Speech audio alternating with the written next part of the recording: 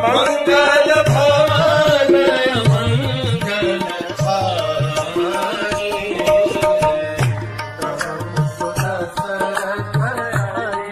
Three.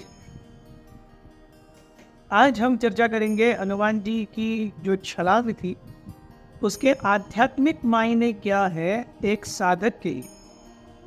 हम देखते हैं हनुमान जी ये उड़े और जाकर के लंका पहुंचे सीता जी के पास।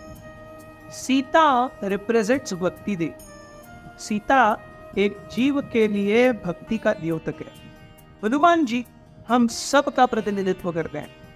सो हनुमान जी उड़ते हैं रामेश्वरम से और पहुंचते हैं सीता देवी के पास।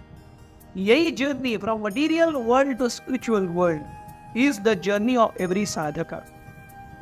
इस साधक के जीवन में भी जिस प्रकार से हनुमान जी के जीवन में इतने सारे इस छलांग में इतने सारे विघ्न आए, उस प्रकार एक जीव के, हमारे और आपके, हम सभी के जीवन में विघ्न आते हैं। ये कैसे विघ्न है और उसके ऊपर कैसे नियंत्रण किया जा सकता है, विजय प्राप्त की जा सकती है, ये हम देखेंगे। सबसे पहला विघ्न है सेल्फ डाउट। हम सोचते हैं अरे ये कैसे होगा। इस पूरे भौतिक जगत में केवल अपने बारे में सोचते हुए, केवल जीने की जद्दोजहद में, मेहनत मशक्कत में, हम जब सुनते हैं कि हमें भगवत धाम जाना है, ये थॉट ही एक सेल्फ डाउट क्रिएट करता है कि अरे मेरे अनर्थों के साथ में, मेरी कमियों के साथ में क्या मैं सही में भगवान को पसंद कर पाऊंगा। और ऐसे में हमें जाम्बवन जैसे गुरु की आवश्यकता है। सो गुरु दो प्रकार के हैं, एक दीक्षा गुरु या मंत्र गुरु और दूसरे शिक्षा गुरु या पथ प्रदर्शक गुरु। दीक्षा गुरु जो हमें नाम देते हैं, जो हमें माला देते हैं, और शिक्षा गुरु जो हमें इस मार्ग पर लेके आते हैं और चलने के लिए प्रेरणा देते हैं। सो ऐसे गुरुओं की वाणी जब हम भक्तों का संग करते हैं तो उस भक्तों के संग में, ऐसी वाणी में वो शक्ति है, वो सामर्थ्य है कि it can take away our lows and give us self confidence. हम देखते हैं जैसे ही जाम्बवन को एक डिवोटी इसलिए हनुमान जी को बहुत छोटे में सारे देवताओं ने वरदान दिए, लेकिन उन वरदानों का जब गैर उपयोग होने लगा तो साधुओं के श्राप से वो वरदान सारे भुलवा भी दिए गए। उसी प्रकार से हम सभी ये ऐसे जीव हैं जो भगवान की तटस्थ शक्ति है। हम सभी we are marginal potencies of the supreme personality of God, और मार्जिनल पोटेंसी से इंटरनल पोटेंसी तक जाना, राधा रानी की सेवा में संलग्न होना, ये जो है ये वो जंप है। ऐसे में शिक्षा गुरु हमें प्रोपेल कर गए।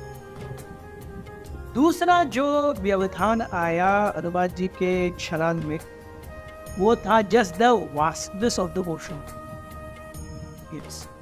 मेरे अनर्थों के साथ में, क्योंकि हमारे जीवन में हम देखते हैं इतने अनर्थ है कि वो हम चाहते हैं अनर्थों को छोड़ना, लेकिन अनर्थ हमें छोड़ते नहीं हैं। या कई बार हम अपनी राह से, सही राह से फिसल भी जाते हैं। तो इसीलिए स्वयं के ऊपर श्रद्धा रख पाना और इस पूरे प्रक्रिया के ऊपर श्रद्धा रख पाना, ये कई बार क्वेश्चन मार्क हो जाता है। सो यहाँ पर हमें क्या चाहिए? हमें जब जो कुछ भी हमें मिलता है, जितना ज्ञान हमें मिलता है, जितना सेवा, जितना संग मिलता है, उसका actual implementation.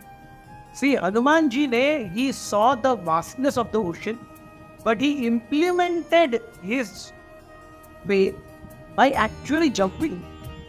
He didn't stand there. हमें प्रोक्रेस्टिनेट नहीं करना चाहिए कि आगे आगे देखोगा, नहीं। हम जब एक्शन लेते हैं, हमें जितना पता है हम उतना करेंगे। हमें सब कुछ नहीं पता होगा, जितना पता है मैं उसे फॉलो करूंगा। This is the way to come out of that self doubt. तीसरा जो ऑब्स्टिकल है वो है महीना दैट रिप्रेजेंट्स पूजा, लाभ, प्रतिष्ठा। हम जब आध्यात्मिक जीवन में आते हैं तो हमें लोग प्रभु जी, माता जी करके एड्रेस करने लगते हैं, हमें सम्मान देने लगते हैं, हमें हमारे सामने हाथ जोड़ते हैं, हमें दंडवत प्रणाम करते हैं। और वो एक क्षण के लिए हमने अपने लिए सोच लिया, यस, तो फिर हम फिर जाए। हनुमान जी क्या किए? हनुमान जी महिला की केवल स्पर्श किए, नमस्कार किए, उसका आदर किए, आगे बढ़ गए। उसी प्रकार से हमें जब पूजा लाभ प्रतिष्ठा मिलती है, ऐसा नहीं है कि हमें उसे एक्सेप्ट नहीं कर पाए, एक्सेप्ट करते हुए भी हमें उससे डिटैच्ड रहना है। यस, अगर हम एक्सेप्ट नहीं करेंगे तो हम संबंध नहीं बढ़ा पाएंगे, और अगर एक्सेप्ट करके खुद के लिए मान लेंगे तो आप पतन का कारण, स्वयं के पतन का कारण बने। So we accept it with full detachment, knowing that it doesn't belong to me. Hanuman ji ने जब जप किया, हनुमान जी जानते थे कि ये उनकी ताकत नहीं है जिसकी वजह से वो छलांग मार मारे, वो केवल राम के दूत के रूप में जा रहे। तो उन्होंने निश्चय किया कि मैं राम नाम बोलूंगा और जप कर जाऊं। हनुमान जी के अनुसार उन्होंने रा जप किया और रा बोला, और वो बोलते बोलते वो लंका में थे। That is how the entire journey was not even for one moment with forgetfulness of Ram. So हम जब अपने जीवन में भगवान का सानिध्य उनके नाम के रूप में जो मिला है उसे नहीं खोते, तब हम एक्चुअली अपने जीवन में आगे बढ़ते। The fourth obstacle is Surasa, जो कि देवों की माता है। वो हमारा ईगो टेस्ट करती है। यस, सो भक्ति में भी हम जब अपने ईगो को लेकर के बैठते हैं, यस, जब हम सोचते हैं कि अरे I can do something, then that's the cause of fall down. हमें जानना है कि हमें नम्रता से, यस, इस देह अभिमान से बाहर जाना है। देह अभिमान छोड़ने के लिए तृणादपि सुनीचेन तरोरिव सरिष्वना अमानीन मानदेन कीर्तनीय सदाहरि।